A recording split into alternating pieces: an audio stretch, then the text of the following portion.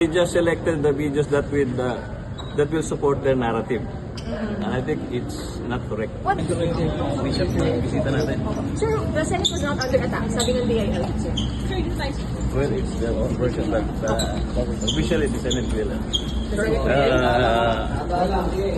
We'll answer all of these questions, but I have no authority. The Senate President will. Pero you maintain, sir, you maintain that you were under attack. The Senate was under attack. You saw the videos.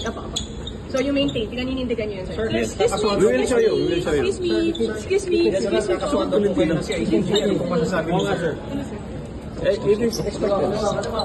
Pero nagpunta na kayo sa CIDG, sir? Nagpunta na kayo sa CIDG, sir?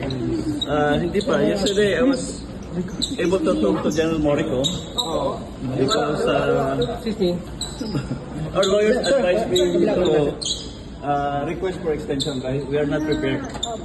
But we have already provided them with all of the evidence. It is not true that we are withholding evidences. CCTV, firearms, yung mga tao na we will submit everything. Okay, sabi nila DILG. Wala daw, sir. May security meeting na. Not true. Hindi wala kayo doon, sir? Wala kayo doon, sir? I presided the meeting. There was no invade. Okay. Wala sinabi na magsisecure ang NBI.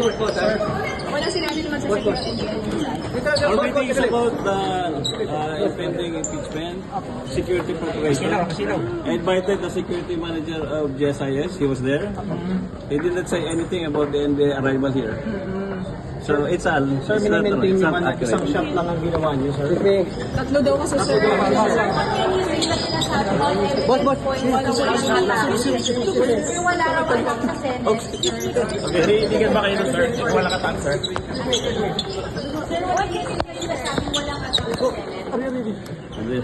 We are preparing the complete videos. Kasi what they did, they spliced the videos and they just selected the videos that will support their narrative.